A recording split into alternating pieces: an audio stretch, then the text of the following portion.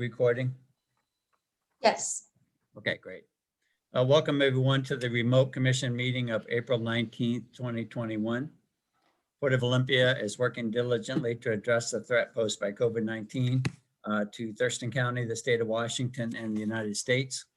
On March 16, 2020, the commission adopted resolution 2020-03, authorizing certain emergency powers in light of the COVID-19 outbreak, including invoking applicable emergency exemptions to meeting notice requirements and location restrictions of the Open Public Meetings Act.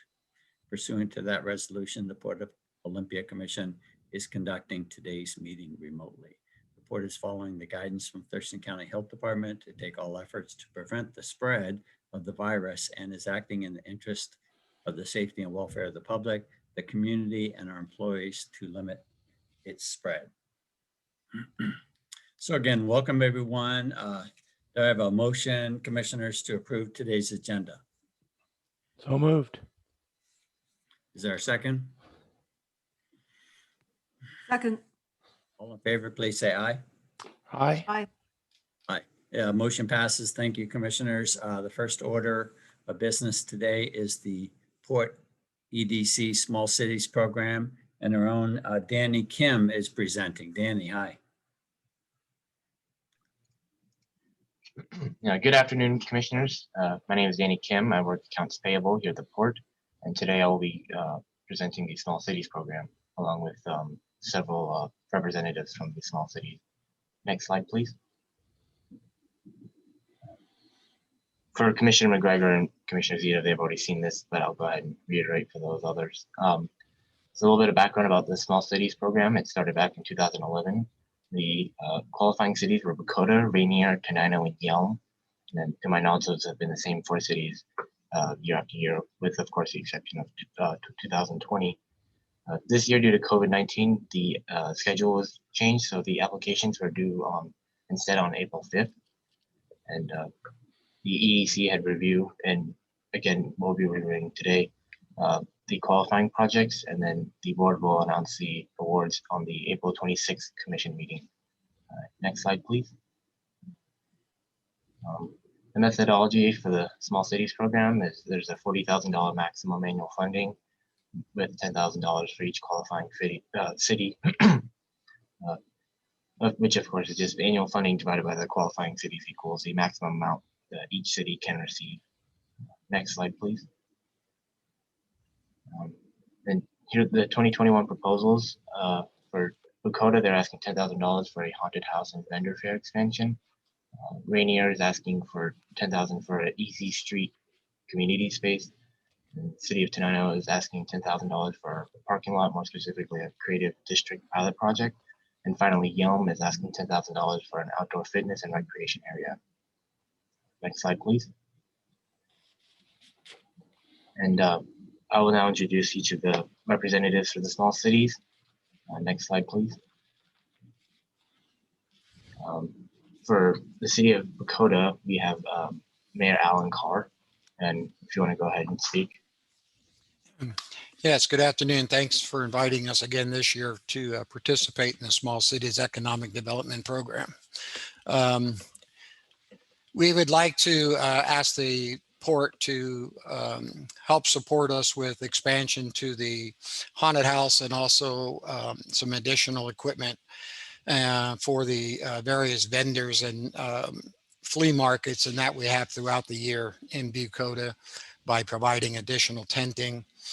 And then also in inclement weathers when it's cold, some tent heaters to keep those vendors and participants that come to be warm and more comfortable. And in the summertime, the tents would be used, of course, to keep people out of the sunshine and whether it's drizzling or raining, which we know it never happens here, but you know, it would help the town economically to provide these shelters during this time. Also, the town could rent these facilities out for weddings and other events at the parks and other town facilities.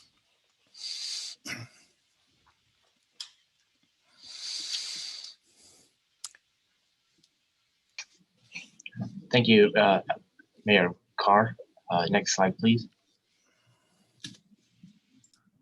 And now the Mayor Bob Shaw for City of Rainier will present his app.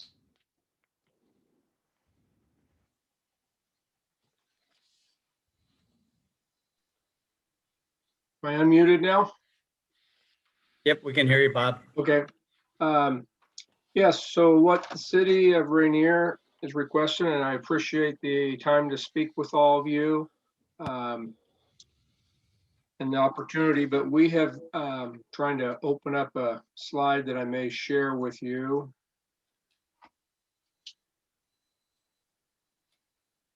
Thought it was getting opened up here. Patient.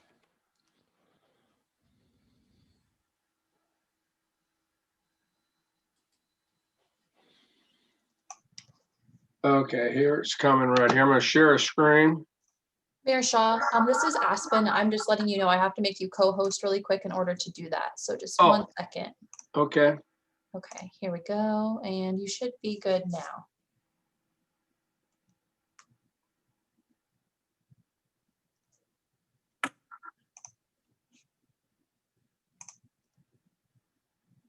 okay, are you seeing a picture here now? Yes. Okay, so this Yes, is we are, a, Mayor. what's that? Yes, we are. Thank you. Okay, so this is a Tract A in Trotter Downs. And we recently purchased this vacant lot from Thurston County as they had taken it over for lack of taxes. And as you can see in the back there, that's a new apartment complex going in. There are 4 apartment complexes that have been built in the last year. Each of them are 9 units, so there's 36 new units back there. That is, and actually 18 of the units moved in last weekend. So we've purchased this lot, and what we're in the process of doing is we're going to clear that lot. We're going to put a sidewalk coming from the back of this apartment complex right off they have a sidewalk coming around the side. We're going to join into that, come across their property, and then into our vacant lot here. And we're going to put a sidewalk coming up the fence line here, all the way joining Easy Street. This is Easy Street sidewalk. And you head down to the left here, and the school district is about 4 blocks down the sidewalk. This is predominantly the way everybody accesses the school district. All the schools is going down in this neighborhood, which is a pretty big neighborhood. Actually, it's the largest neighborhood in Rainier. And so we've already got it planned with the developer to put the sidewalk in. We're going to put lamp posts on both ends of the property, one on the sidewalk and one where it comes into the city property from the apartment complex. We're going to bring topsoil in and level all this lot out and grass seed it. And that's kind of where we are financially in our project. And so what we're requesting is $10,000 to add some playground equipment into this park and update it, maybe some picnic tables, garbage cans, and just make it a little small park to go along with the walkway from the new apartments. And at this current time in this neighborhood, there is no such thing as any park accommodations. Thank you. Thank you, Mayor. Any questions before I stop sharing my screen, Joe? Well, yeah, a question popped into mind, Bob, which is that the ongoing operation of the park, trash collection and cutting grass. Do you have existing city services that would absorb that? Oh, yes. Yeah. Okay. We did that before. I mean, we did that before we purchased that tract and went with the plan of doing what we're going to do to it. Great. Okay, thank you for allowing me to share my screen.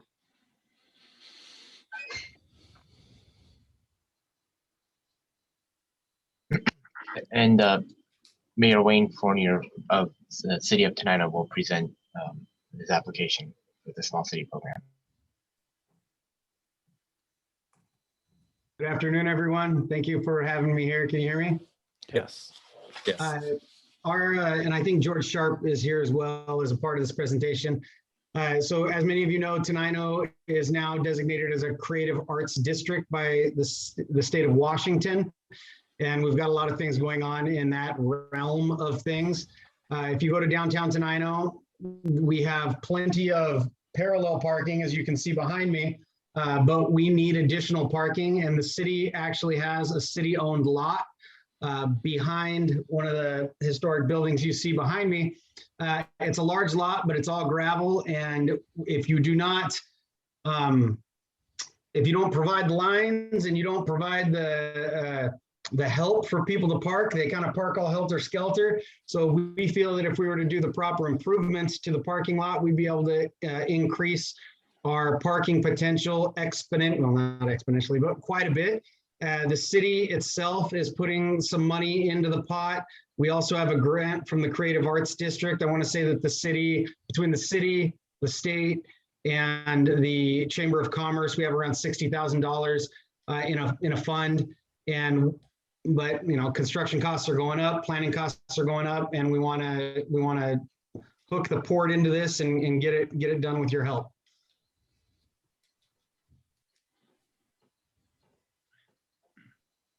Thank you, Mayor. Sounds great.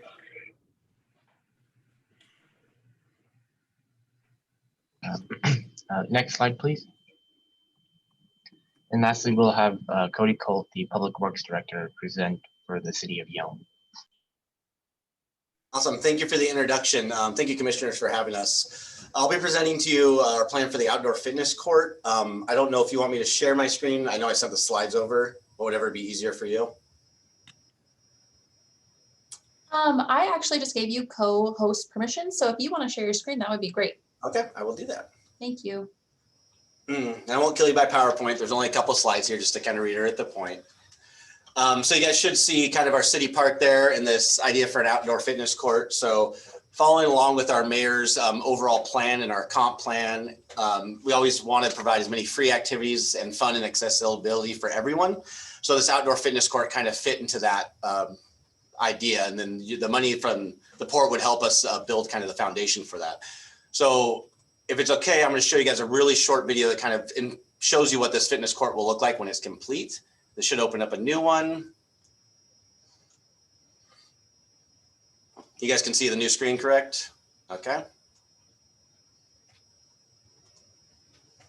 We're changing the way Can you hear it America okay? thinks about fitness. Okay. With 200 fitness courts open, our campaign is growing. From college campuses to city parks and trails, we're bringing free fitness everywhere, and we're just getting started. Hi, I'm Mitch Menadget, founder of the National Fitness Campaign. National Fitness Campaign was founded in 1979 when we opened the first fitness court.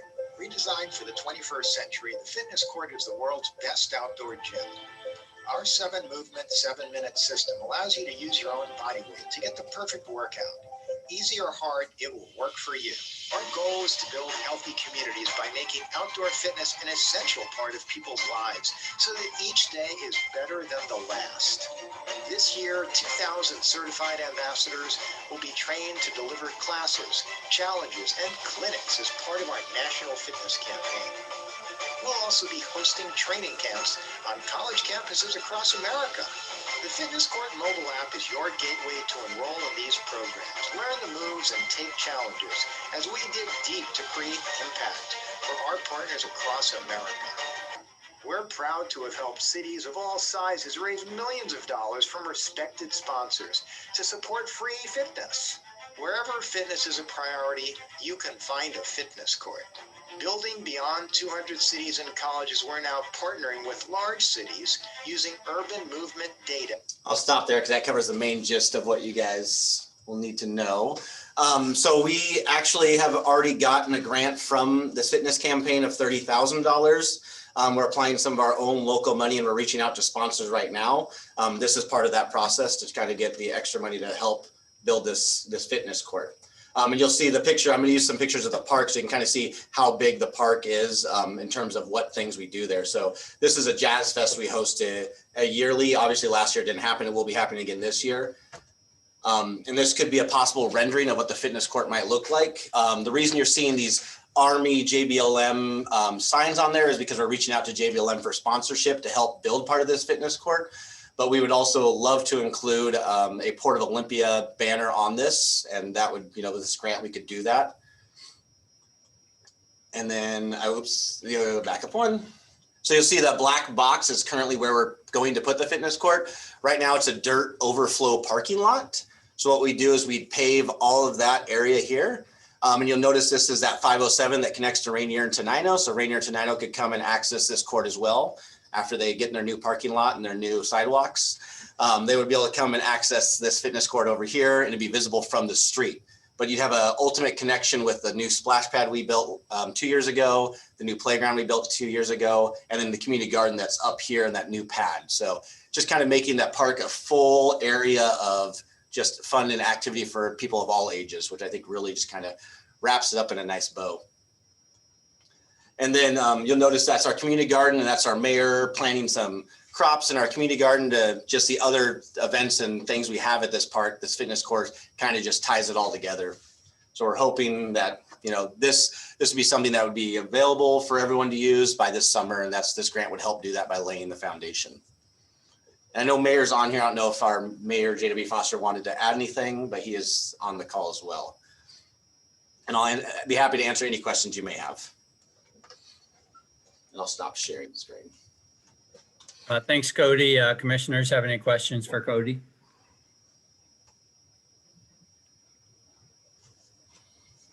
Thank you. I have a couple, but I was going to wait till they all presented and then just go back and ask each one of them a couple of questions. So if it's appropriate to do so now, I'll take that advantage. If you want me to wait, I can certainly do that. So, Commissioner. Why don't you just go ahead? We're pretty casual here. Commissioner McGregor, if the spirit moves you. Okay.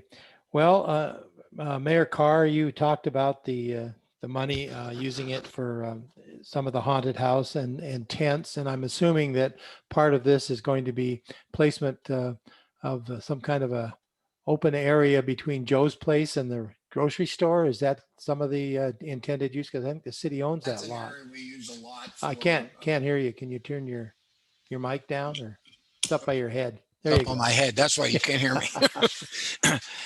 Yeah, that's the area we use the most for flea markets and vendors fairs and things like that, because the town owns the lot between the 3 lots between Liberty Market and Joe's Place. Right. And when we renovated the storage building that's there, it has outside outlets and all of that in that facility as well, and camera systems.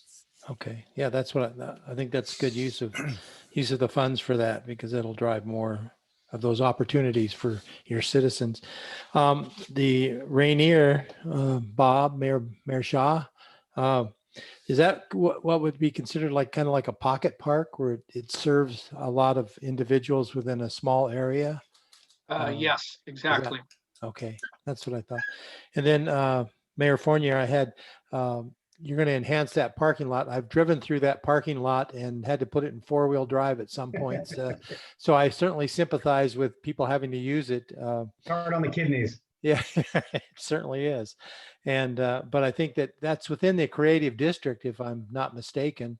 And part of that is to bring people with art in the art world, as well as the stone carvers, and just trying to enhance that whole area to attract visitors. So you got to have some place for them to park, and having adequate parking certainly is a benefit to the development of the creative district. I was excited to see that finally happen.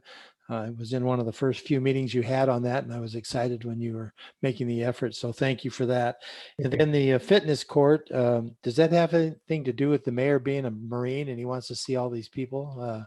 I don't know, JW, I'm just kind of guessing there, but I think that's a great addition to the park. I mean, you've added, I think there's a skate park. Is there a skate park there or something like that, as well as the water feature? And so this would be another addition as far as attractions for visitors coming through, as well as your own citizens. So I think those are exciting programs and exciting projects. So thank you.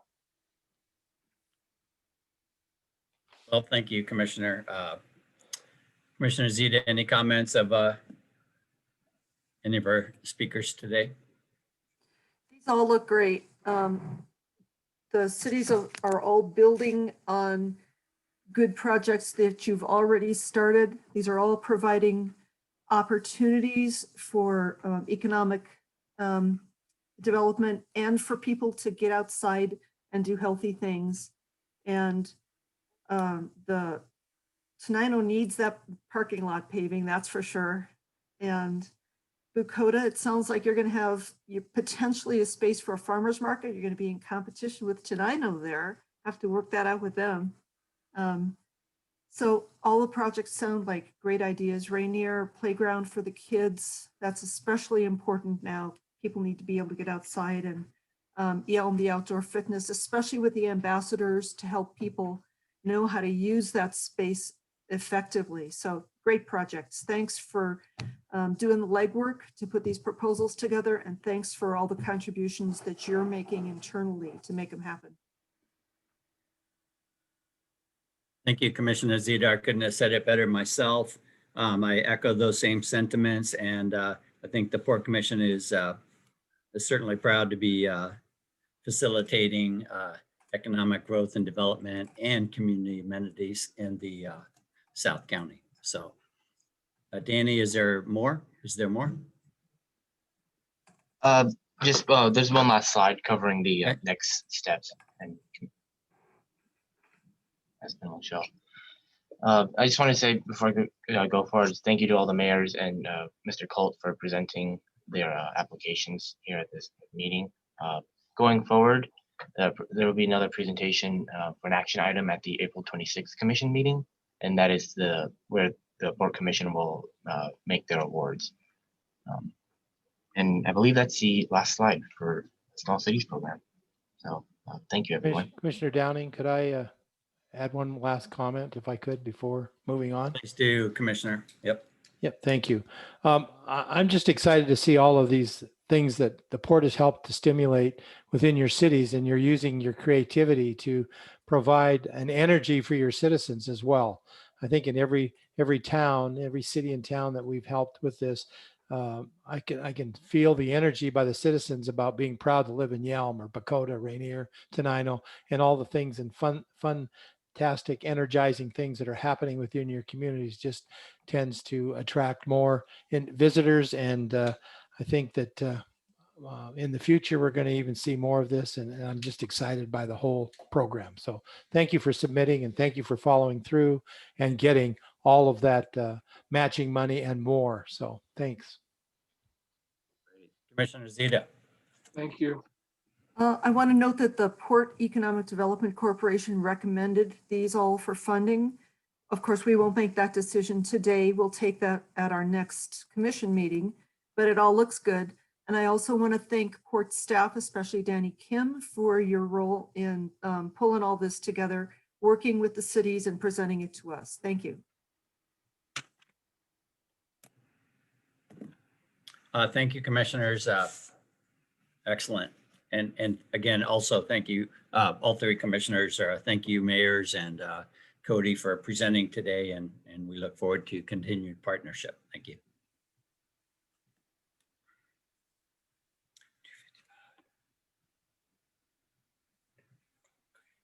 Well, I think we're ready to move on to the next topic.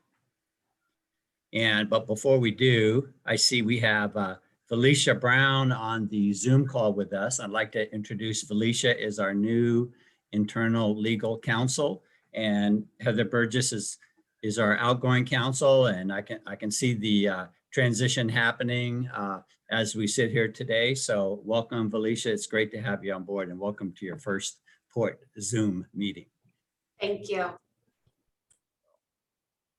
Well, Executive Director Gibney, is there any way to reach out to Craig to get him back on the Zoom call so we can move on to our next topic? Right. I'm sure that Aspen is likely doing that as we speak here. Yes, I just sent him an email, so Okay. hopefully he pops back on.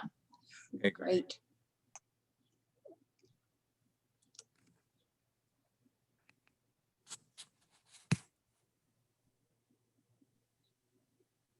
Well, we're just too efficient today.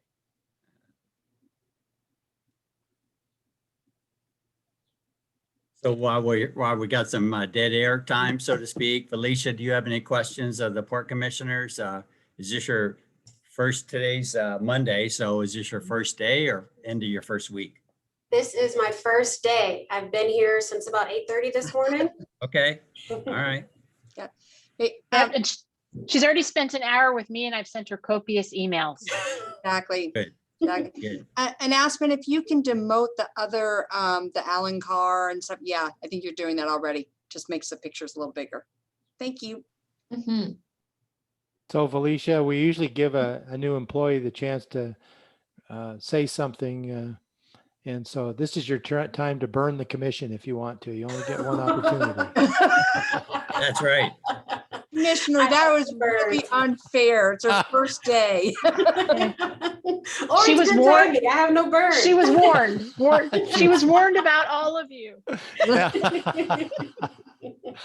I also have nothing extremely profound, but I will say that I'm in the office today and it's absolutely just a nice, beautiful day, and being right off the water, just can't really do any better than that. That's right. Great. Aspen, you doing any, able to get a hold of Craig? He hasn't emailed me back yet. Did, But I'll go grab his phone number and give him a call. Rather than having dead time, Commissioner, could I suggest maybe we at least start talking about topics and agenda items which can be shut off at one point, and so we're not just sitting here talking to ourselves, and see if we can move something along in that regard. So that's Yeah, a I 10 second the motion that we advance that agenda item. Thank you. It's been moved and seconded that we move temporarily to upcoming topics and agenda items. Sam, would you like to share a slide or two at this time? certainly, again, Aspen to pull those up. Okay, I can do that, but I can't call Craig then, just so you guys are aware. So hopefully he gets my email. Yeah, or you now, want me to so give go him a- ahead and give him a call real quick. give him a call and then, or Okay, so just 1 minute. bring the slides up, or, Okay, or maybe I can bring them up. I have them right here actually, so I'll do that. Here we go. Let me share my screen. And Okay. might want to ask Mary Hall to join us at about, I would say 3:20. Aspen, so that gets moved up also. Thank you. Great. Thank you, commissioners. We'll be reviewing our upcoming topics, and thank you for your attention last time, so that we've been able to complete our list of those, and we can start working on, continue our work on scheduling them. Aspen, you can go on the next slide. Next Monday, we do have a public works contract for miscellaneous electrical work. This has been before you before as an advisory, and we're bringing it back as action. Then we have the business that we covered today for the small cities programs awards to be made. We have the consultant selection for the economic benefit study will be brought to you as an advisory, as well as our 2020 financial report. And we have a security contract that will be brought to you as advisory. Next slide. Question, sorry. Sam, sorry, but on that 2020 financial report, do you recommend the commissioners look over the end of year financial statement in preparation for that discussion? How detailed will that discussion be? We'll be presenting many of the graphs and analytics and how they measure against, how the performance measures against our existing financial measures, as well as the state auditors fit measurements. So I think that, you know, there'll be plenty for you to digest in the PowerPoint presentation, which of course will get sent out a week in advance. You're more than welcome to look at the income statement, but this will be more the analytics of it. Thank you for asking that question, Commissioner Downing. It would be very useful to have those reports attached to the packet, please. The PowerPoint will absolutely will be in.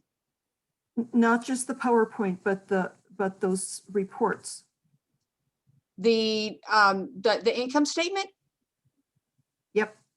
Sure. Yeah, that came out, that was sent out to the commissioners last week. Sure. Commissioner Zeta and Myung Hee will give you a hard copy as well if you'd like it. So Sure, there we was can- there was a report for 2020. There was one for first quarter of 2021. Any of those reports that are available, if they could be included in the packet, then they will also be available to the public who may Certainly. be interested in taking a look. Yeah, we'll certainly include the 2020 for sure in there, since that would be at the topic of discussion. And then we'll be coming back with first quarter reports at an upcoming session in May. Okay, so for May, we do have electronic signatures for commissioners, policy for that. Discussion on how the commission would choose to proceed with a contract for a parliamentarian. Then we have a rules resolution update with the agreements that you reached in your 2021 retreat, as well as some staff recommendations that we've gathered over the last year to just make our process a little smoother. And then Heather will be bringing back or beginning the discussion of a commission code of conduct and ethics resolution. This is kind of a leftover from our 2020 retreat. And so she is wrapping that up. It's kind of some of her, I don't say last duties, because she'll be staying on with us as special counsels, but she's going to be wrapping this up from that outstanding piece of business from the 2020 retreat. Next slide.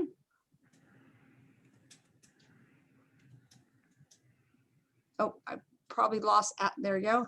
On the 10th, be bringing back the economic benefit study, consultant selection for action, as well as the security contract for action, the rules resolution update for action. We'll have that Q1 financial report, and then an advisory for legal contract for special counsel. And next slide. Question? Mhm. Question? Sam, thank you. Legal contract for special counsel. Yes. Mhm. What are we looking at there? So in the 2021 budget, staff made the recommendation and the commission adopted that we would proceed with hiring our in-house general legal general counsel, and that is now Felicia, who's sitting with us. We also had a budget line item in there for special counsel to continue on with particularly legal issues. One of the ones that we'll be keeping Philip Burgess on is for continuation of the compliance with the consent decree from the WAP lawsuit, compliance with stormwater general permit, some land use issues, etc. So it is a very common practice for ports to have a general counsel and then to have a special counsel. Like another way is, we bring in special counsel for personnel issues, or we've brought in a special counsel for maritime related issues. In this case, since we will now have our general counsel being in-house, then Phyllis Burgess will switch to being our special counsel. And so that will provide not only some very specific task-oriented things, but will also aid in the transition here over the coming months, making sure that Felicia has an additional resource to go to make sure she's getting fully briefed on items that she'll be continuing with, and she just has another resource to ask legal questions of. Thank you. Does that answer your question? Mm-hmm. Thank you. Okay, great. Next slide. And then this is our ongoing list of unassigned work topic sessions. I am working to plug these in the coming months, but I believe that we've gotten the full list now. We kind of did our housekeeping last week. So we have everything on there that I think we're carrying forward to make sure that we're getting it scheduled. If there is something, the entire purpose of putting this up is to make sure that something's not falling through the cracks. So I think that we have everything that the commissioners have agreed upon and or the staff has requested to bring before the commission. And that's it for our upcoming topics. Thank you, Sam. Commissioners, any questions on what you've seen here these past couple of minutes? I just want to clarify the second to the last item should be a briefing from Olympia Community Solar on the farmers market project. We've agreed twice now, the commissioners have twice agreed that we would like to hear from Olympia Community Solar on this. So we should be scheduling a briefing from Olympia Community Solar. Okay. So instead of saying participation in, let's say briefing from. Okay. Okay, and we should be able to do that pretty soon here. I will be working on scheduling as soon as I can. Yep. Commissioner McGregor, anything? I have nothing. Thank you. Sam, can you go back to the work session slide? Yeah, that one. Okay, so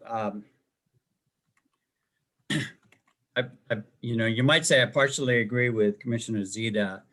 Well, let me just start by saying this work session, I think we have, some pressing issues that are more substantive rather than process. So all four of these, in my opinion, deal with commission process. And I don't want to minimize that because that's important. However, I'm keeping track of things that are important to everybody. And so one is that farmers market solar. I think we should, hear what Olympia Community Solar has to say.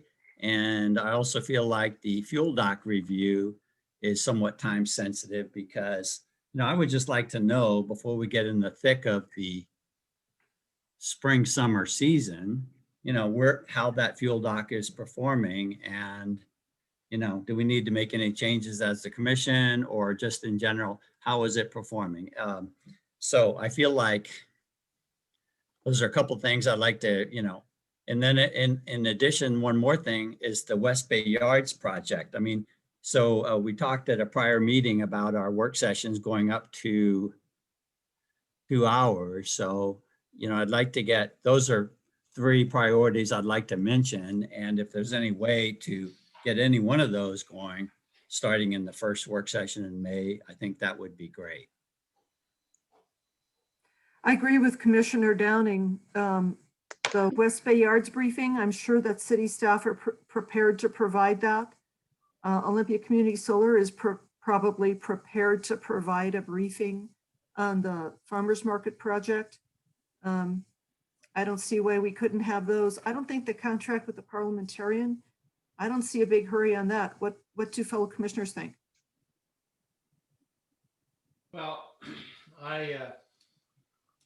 my opinion is that it's up to the chair and the executive director to schedule these things in. If the chair wants to put more into a work session, then I leave it up to him and his judgment on those things. So as you want to move things forward, I think that's between the executive director and the chair to bring it forward. So let them schedule it out and bring it at an appropriate time. So. Well, I just want to say I agree with the chair's suggestions.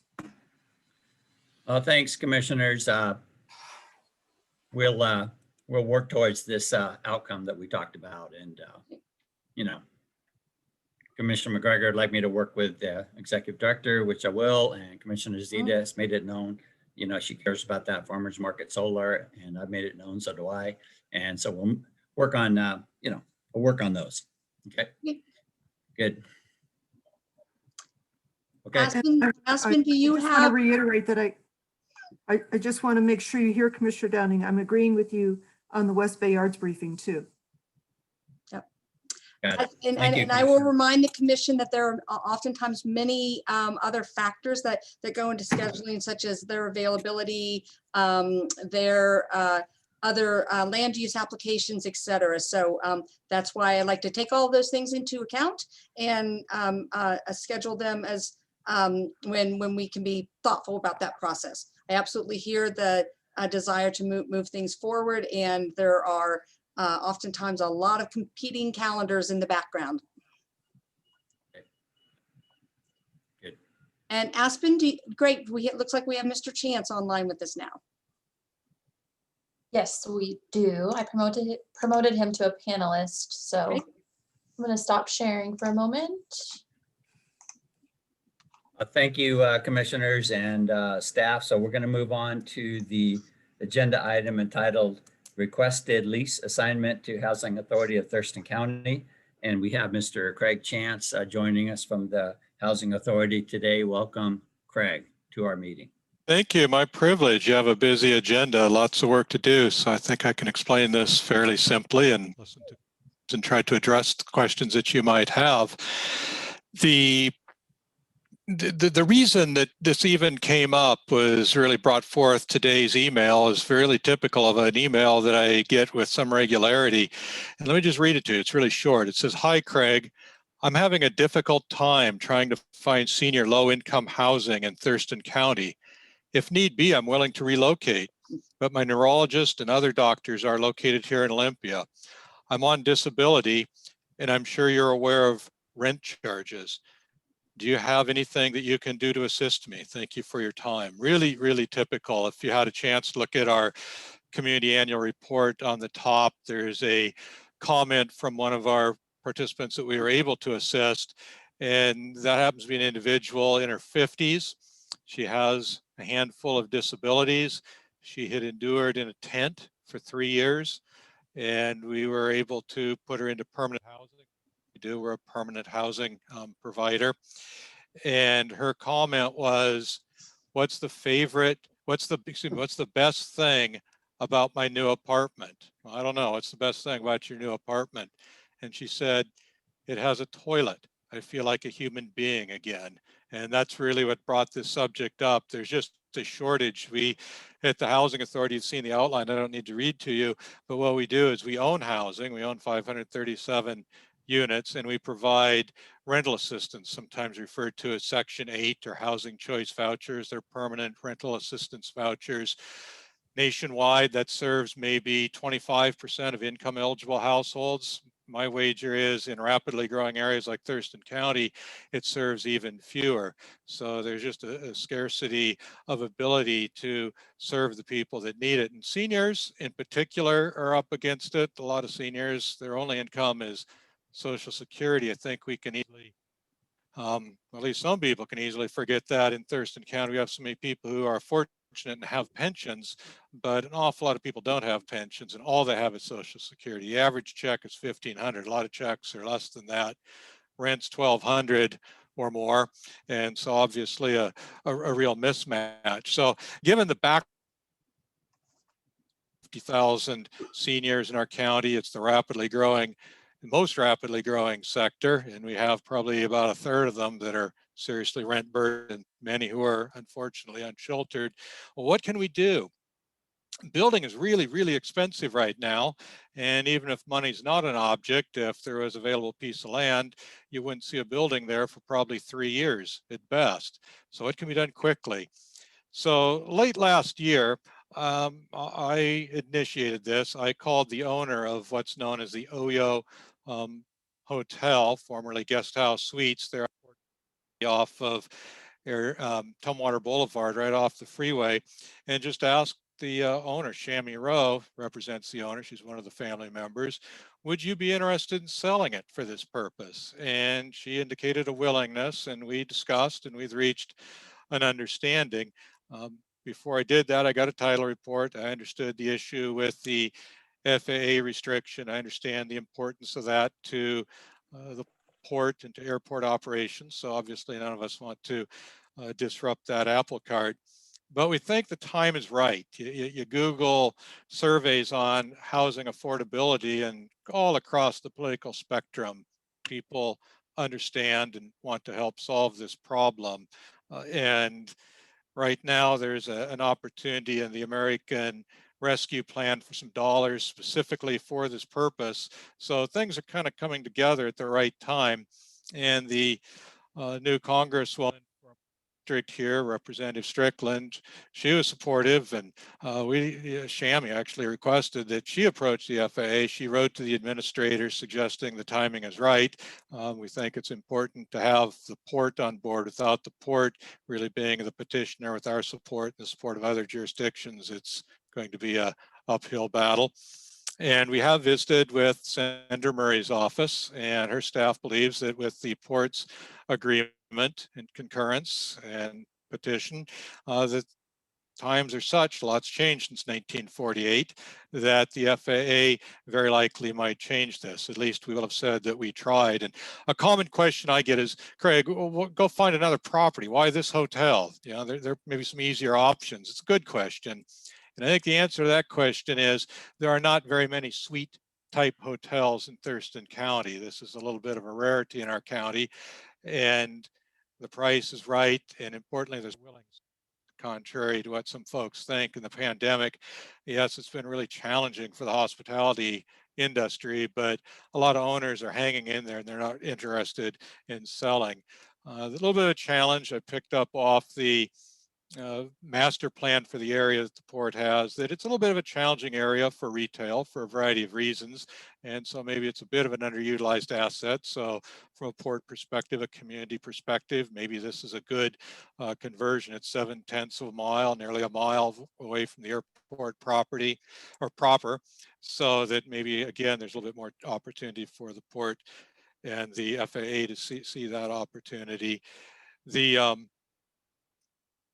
The shortage of vouchers, that's the rent subsidy, means we want a property that could work without direct operating subsidy.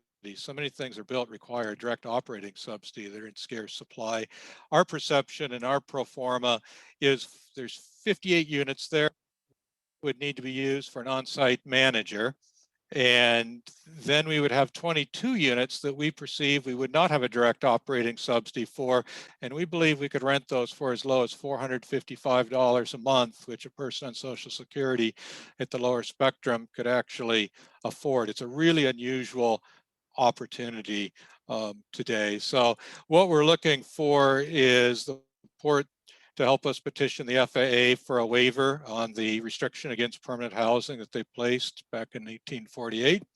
And then assuming we're successful, to move forward with a transfer of the ground lease. We perceive ourselves to be good landlords. We would invite commissioners, staff to look at our existing properties really near the port property, Sequoia Landing, which is out on Tumwater Boulevard and Little Rock Road, or over on Dennis Street, Allen Orchard. Good examples of the kind of properties we operate. Past our properties, I think it's a safe wager that you won't say, gee, that's probably some kind of a housing authority property. We believe in dignity of the properties for the residents, to be good neighbors for surrounding properties. We perceive we'd be a great neighbor for the port's other tenants. Shammy brought that up with the Comfort Inn franchisor and saying, well, what kind of folks are going to be hanging out? I think you're going to find they're nice folks. They happen to be people of lower income. They happen to have disabilities. They happen to be older, but they will be good neighbors. And we think the two properties would complement each other. So that's the big lay of the land. So, you might have some questions. And so, shoot away, please. Thank you, Craig, for that overview. Commissioners, do you have any questions of Craig at this time? Well, Craig, I want to thank you for bringing this to us, and I want to thank staff for being open to this possibility. I think it's a great idea, and it sounds like the Housing Authority knows what you're doing and knows how to get it done, and I welcome the opportunity. I live in that neighborhood. I live pretty close to that hotel, and I would be happy to have you all as neighbors. And I hope that my fellow commissioners will agree to support your petition for the FAA waiver. We need more housing like this, and if the port can help, that's terrific. Thank you, Commissioner. Thank you. Commissioner McGregor, can you hold for 1 second? I see Heather's got her hand up, so perhaps Heather has something germane to the conversation.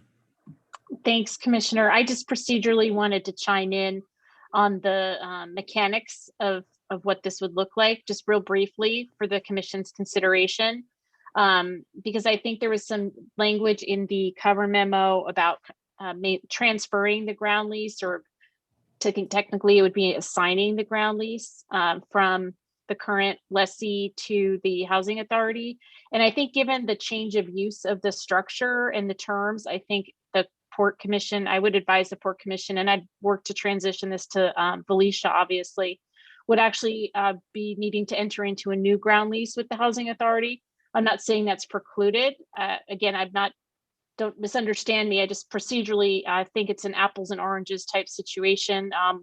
Doesn't fit nicely within the port's standard assignment provisions in its leases. And so you'd be looking at entering into a new agreement with the housing authority, which would then go through this port standard review and other processes for consistency with port policies. So when you're moving forward, understanding Mr. Chance is trying to work with American Rescue or Recover, whichever act we're in, the Federal Money Act, that might have some timelines. I just wanted to make sure that the commission was aware of that in order to build it into the process. And then one of the other things that would, the box to be checked would be compliance with not just the FAA restriction, but underlying City of Tumwater zoning for that type of use, change of use of the building. The change of use from the hotel dwelling use to a permanent housing use might require some additional permitting compliance, and that would be a feature of the port's leases as well. And so I'm sure these are all things that Mr. Chance is well aware of, but I just wanted to make sure that the commission was aware of those and giving direction to staff regarding timeline and next steps. Thank you, Heather. Commissioner McGregor, would you have any questions? That's a lot of stuff. Devil's in the details, isn't it? Yeah. Yeah, So- I try not to be the wet blanket. That wasn't my point. No, those are legitimate issues. Just want to build the process and set it up for success, depending on the commission's decision. I appreciate that information as well. You know, Tammy and I have talked. She's called me. I don't know if she's called the other commissioners, but she's called me a couple of different times, and we've conversed on this subject. And you know, I dug out some old information, so I hope I'm not boring you with any details. But I'm looking at something that was written, and we were provided something that was written in August 28, 2016 to the Port of Bellingham. And they were trying to take a National Guard shelter and use it for the same thing. And one of the FAA's downers, if I can call it that, was the facility was only 1,500 feet from an active runway at a commercial service airport. Well, we are not a commercial service, we're general aviation. And as you stated, we're at least half a mile to 3/4 of a mile away from the airport proper, this location. So that doesn't quite fit into that. And then I read some of the other things that they were talking about is based on the potential that the Army National facility may result in complaints from users of the facility on it. And this letter goes on and on in that. So then I pulled out something I got May 29th, 2020 from FAA. And on page 3, it says allowing terminals to be used for sheltering of people. Now, I realize this is not a shelter, a terminal, but it says in this response back to the request they've had is, this is likely to be acceptable if it does not interfere with airport access or impact security for the traveling public and aircraft operations. So I think there is a small opening and a crack in the door going back to the FAA with something. But I'm just curious, as part of the process, have you actually submitted a letter to the port to go back, explaining exactly what you want to use it for, how you want to use it? Kind of give us the preliminary overview of the site so that we could then have give direction to staff to go back to the FAA to ask for them to reconsider and allow this, because I think this is a worthwhile project.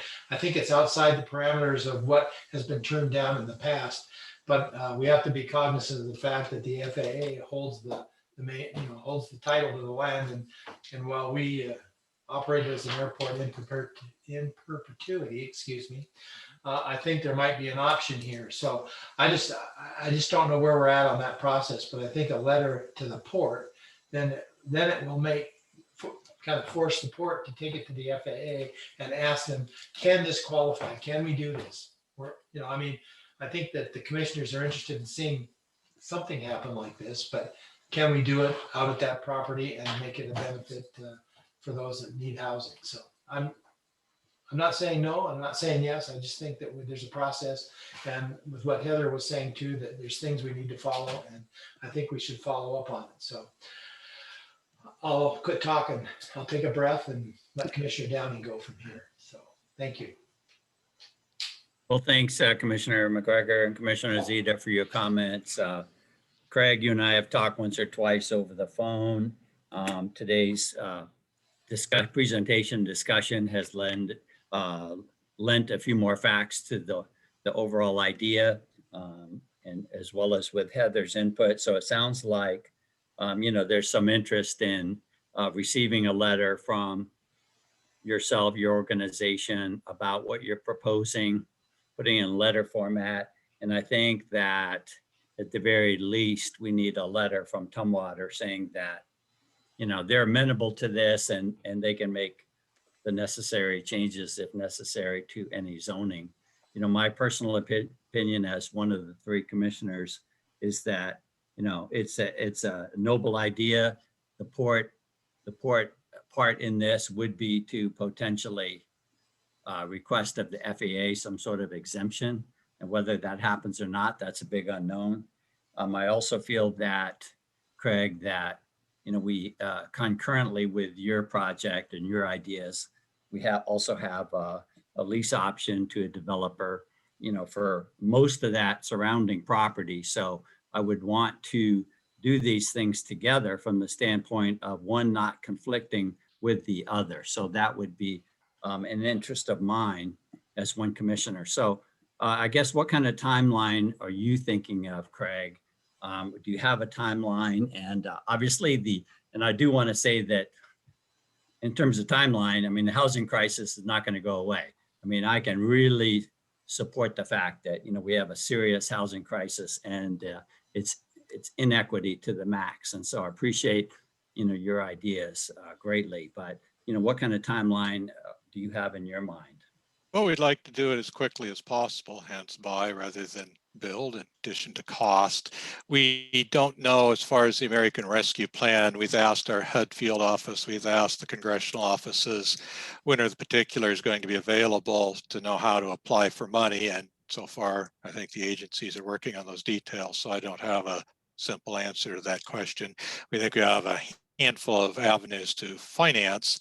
And so I think this most direct answer to your question, Commissioner, is next week we can get you that letter you're asking. I think Tumwater, we've visited with Tumwater. Tumwater, at least informally, seems supportive. So I think we could get a letter from them fairly quickly that they are interested in the project and would support the potential change. And then the actual financing, if the American Rescue Plan is going to be a large piece of it, I have to wait and see what those details. But given, I think, the nature and the urgency that's part of the whole concept there, rescue, is funds will be available pretty quickly. And so given the nature of the problems, there is an urgency to it for the people we serve. Commissioner Zeta. I'm sorry, you're muted. So Mr. Chance, it sounds like you know what you're doing here, and I would recommend that the port draft letter of support for the FAA waiver as soon as possible. It sounds like Tumwater is not going to be a problem. Housing, there's already housing in that area, and there's a hotel there, so there's already people living there. I don't think Tumwater is going to have a problem with that. I'm very interested in Commissioner McGregor's research.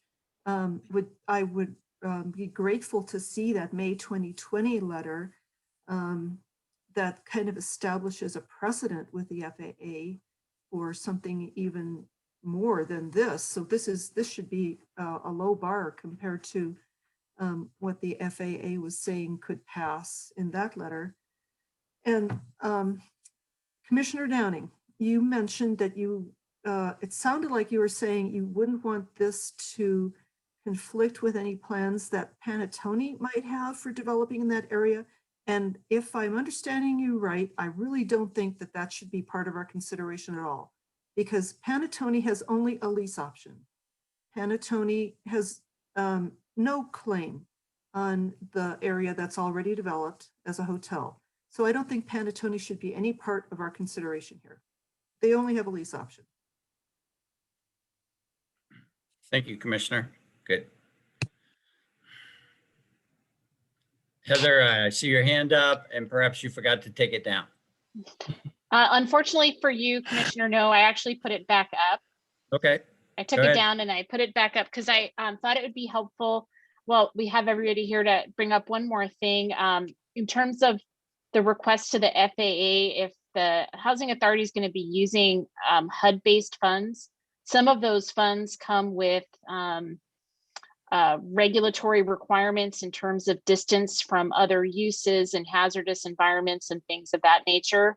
And just, I think it'd be important for the FAA to know the expected nature of the funds and any restrictions that could result from the usage of the funds on the property. I think that's probably also important to the port.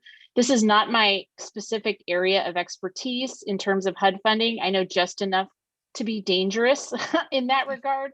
And so I defer to Mr. Chance, who obviously has a lot more experience, but I think, and each program has its own rules. But to the extent that there might be HUD funding that comes with regulatory restrictions or any use evaluations for surrounding buffer areas, I think that would be important to note in the correspondence to the port. Thank you.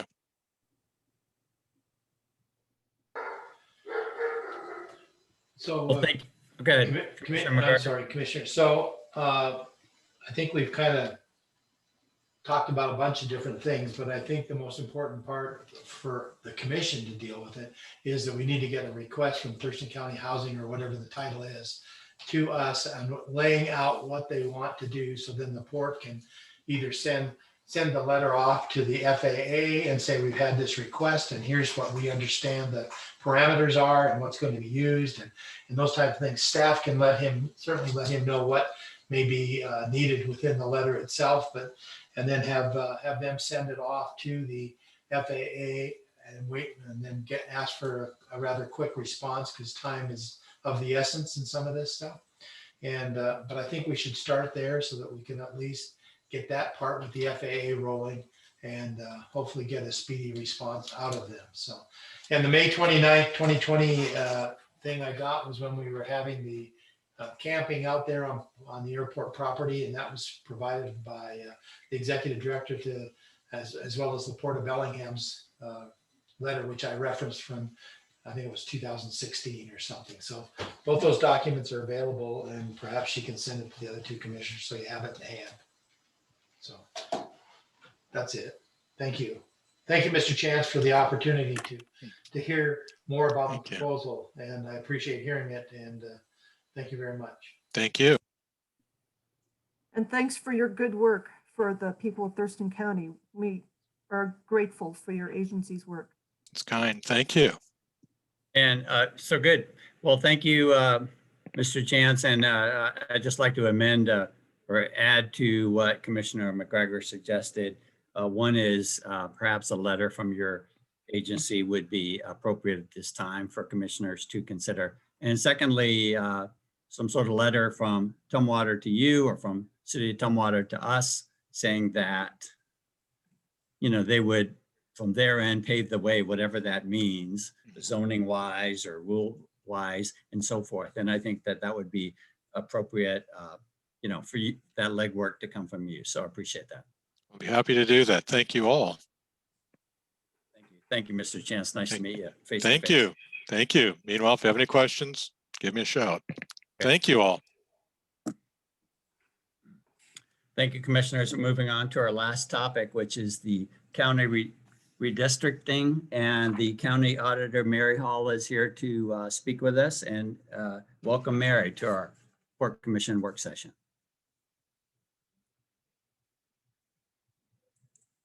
She was here. She may have stepped out for a moment. Oh, there she is.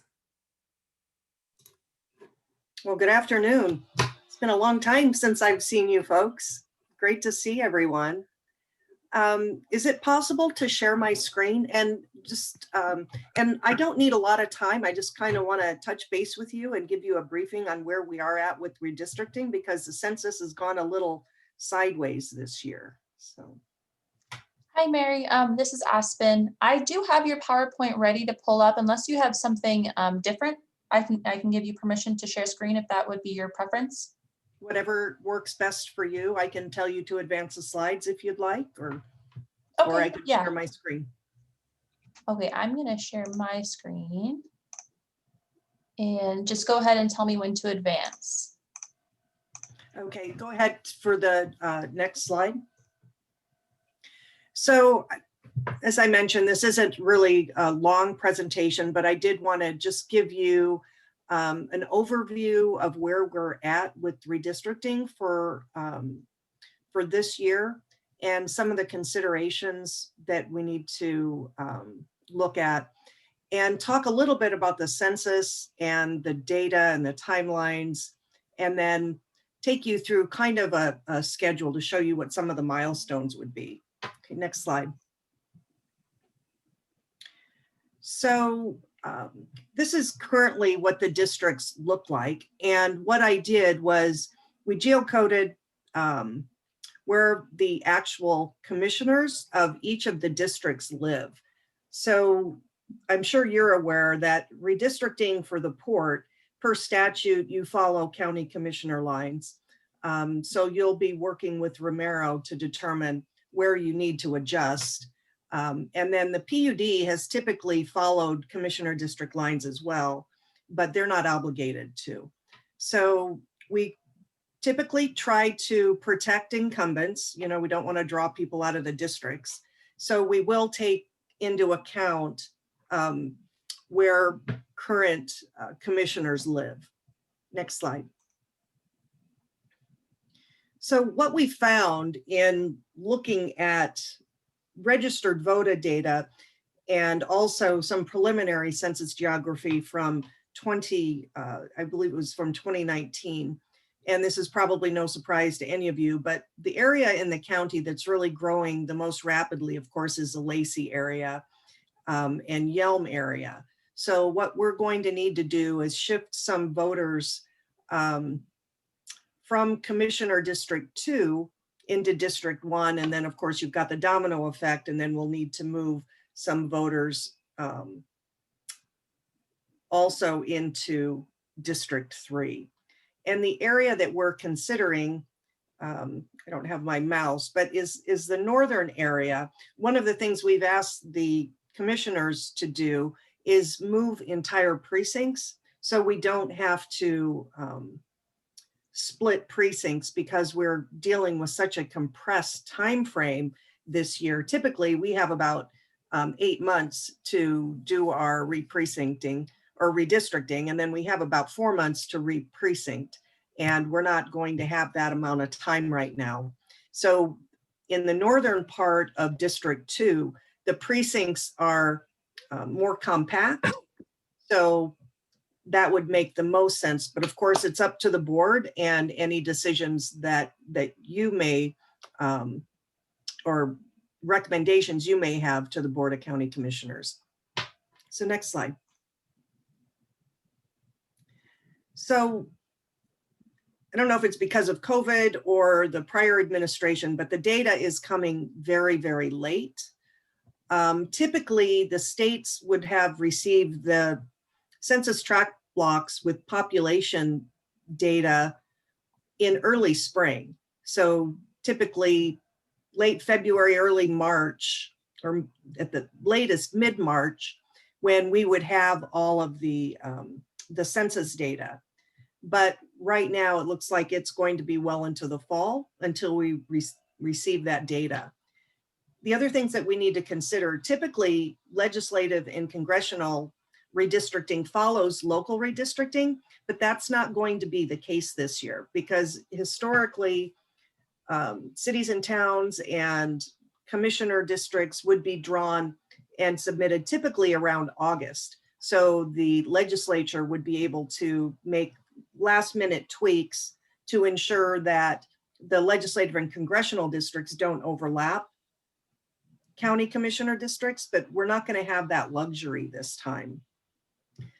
And then of course, we can't re-precinct until all of the districts are done. Typically, all jurisdictions would need to be done, or legislative and commissioner districts would need to be drawn by no later than December 15th. But because the data is coming in so late, they've extended that to December 31st for port districts and county commissioner districts. So the November 15th deadline only applies to legislative and congressional districts. So it's going to be a little reverse this time around. Next slide. So this is a kind of infographics that the Auditors Association put together. So at first we were told that we would have the data July 31st. Now they're telling us that the states will receive the data September 31st. So when the state gets that to local jurisdictions, we don't really have a firm date yet. So what will happen after that is once the jurisdictions do get the data, we can start playing around with numbers and moving precincts to see where we can get the most even population data. That would be a lot easier if redistricting was based on registered voters, but it's not. It's actually based on population figures. So we want to get as close as possible. I think last time around it was within like 700-800 people. And that really is how close you want to get for that. And then of course, there's going to be a public hearing process. Typically you want to actually hear from the public and have them provide feedback on the plans. And again, you'll be working with Romero, and I'm not sure, Sam, if this will be you working with Romero. I would imagine that Romero will be pulling the commissioners from the PUD and also the port together. And I've actually encouraged him to try to schedule that as soon as possible, because trying to get 9 commissioners together can be a time-consuming project and require a lot of lead time. So the auditor's role in redistricting is simply on a consulting type basis. And we're working with our geodata department to actually redraw the districts based on the county commissioners and your recommendations for new districts. Once you come up with a plan that will normalize the population. So typically, that's done much earlier than now, about August, but now you have until December 31st. That's when the auditor's office takes over and we start modifying our precincts to ensure that we've got all of the voters in the correct districts, which takes quite a bit of time. So we have equal amount of time that the county commissioners and you would have to draw your districts, which is about 90 days. We will also have about 90 days to complete our re-precincting, which has to be done March 31st in order for us to have public hearings and public input, because our precincts need to be final 2 weeks before the date that candidates file for office, which in 2022 is May 16th through the 20th. Next slide. So this will give you an idea of the timeline, this is something that the commissioners put together. So I know it says on November 15th, deadline for counties to receive the census data, but I anticipate that that will be as close to September 30th as possible. And then, of course, the November 14th is the deadline for congressional and legislative districts. So what I'm hoping to do also, which is again the reverse, typically the state would draw around county commissioner and port districts to try to not straddle boundaries. In this situation, it's going to be the reverse in that the legislative and congressional districts will be final. So again, I'm hoping that you would be amicable to adjusting ever so slightly if we find that if we moved it just 2 blocks over this way, we wouldn't have 3 blocks in between port and commissioner districts and say a legislative district, because that's when we've got to create what we call sliver precincts, which result in either no or very few people in the precinct, which actually is expensive because regardless, you have to create ballots even if nobody's in the precinct at all. So they've scheduled their board briefing the week of December 6th, public hearings the 14th, with adoption on December 21st.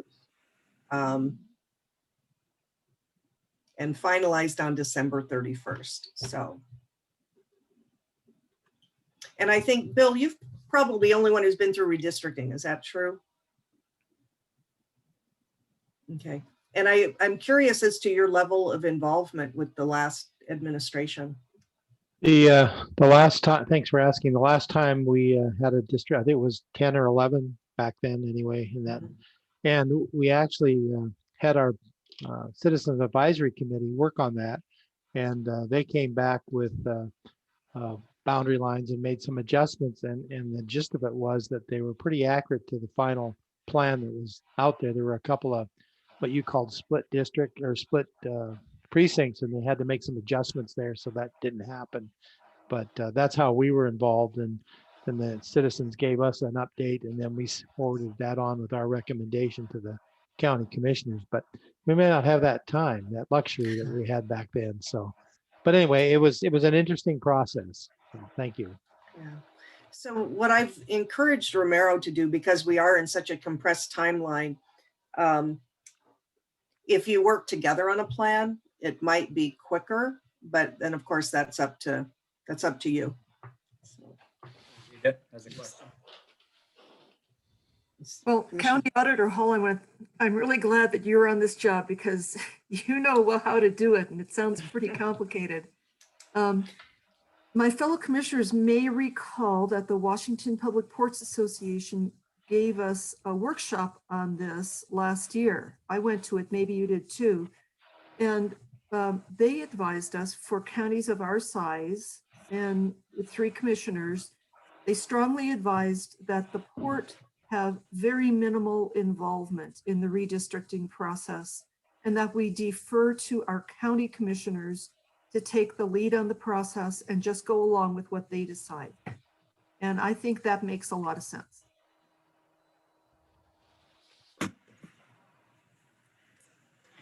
Thanks, Commissioner. Mary, do you have any other comments or? I really don't. It's going to be an interesting year. Fortunately, this is my 3rd go around at this. So I'm coaching the Board of County Commissioners, on how they might make it the most efficient, and I think partnering with Geodata and working closely with them should make it be a very smooth process. So, and then of course, if there are over 300,000 population, I believe there will probably be 2 governing bodies that will go out to the voters for increasing commissioners from 3 to 5. But just a guess. You stole my thunder. I was going to ask you about that, so thank you. So if that were to happen, then I believe it would be a vote of the people whether or not they wanted to increase the number. And I believe my RCW memory is correct, it would be for the next time you're on the ballot. So we would have 1 year to redraw into 5 districts. Interesting. Yeah, Thank you. of course. And would that like double your workload, Mary? I mean, in other words, I mean, you would have a situation where county commissioners have 3 districts and port commissioners, for example, would have 5 districts. And so that would be 2 different sets of plans, if you will. Yes, Yeah. there would be. Yeah, my hope would that both go to 5, but you know, we would deal with it either way. It would just be having, you know, more districts and they wouldn't be the same. So I'm not sure how statute would deal with that because it says they're supposed to use the same districts, but if one has 3 and one has 5, you can't really do that. So we'd need to probably talk with my attorney on that one. So you may recall, Commissioner Downing, that the Washington Public Ports Association workshop addressed that as well and recommended that ports follow the districts and the number of commissioners following the county guidelines. The county staff, of course, are well prepared to do this type of thing. It's in their wheelhouse, really not in our wheelhouse. So I hope that the Port Commission will just follow their lead and not try and change things. Just let the county do their thing.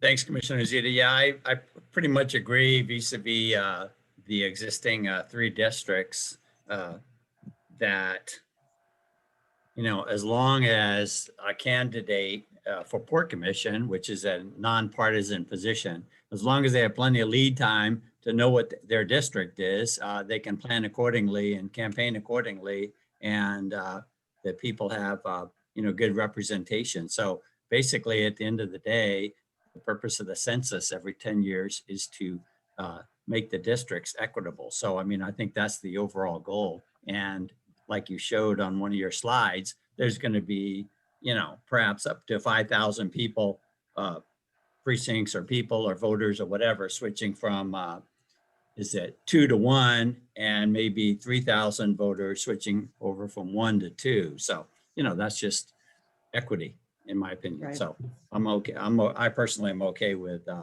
not being involved in this, but it's really great to know how it works. And I echo what Commissioner Zeta said, which is, you know, you have a huge job and we're glad you're there. So, yeah. Yeah. It's actually one of my most favorite things. So it'll be a fun year. So that's all I have, unless there are any other questions. Well, thanks for making that understandable to us civilians here. Okay, of course. It was good to see all of you. Thanks, Yeah, Mary. miss Thanks for seeing joining you. us. Yep. Take care. Okay. Thank you. Okay, with that, we've reached the end of our business for today, for today's work session. So thank you all for participating. Once again, Felicia, great to see you. I'm looking, you're right in the middle box of my screen here. So the Hollywood Squares. Anyway, is there a motion to adjourn? So moved. Second. All in favor, please say aye. Aye. Aye. Aye. Okay, we are adjourned. Thank you, everybody. See you next, later Monday. this week, maybe. Okay.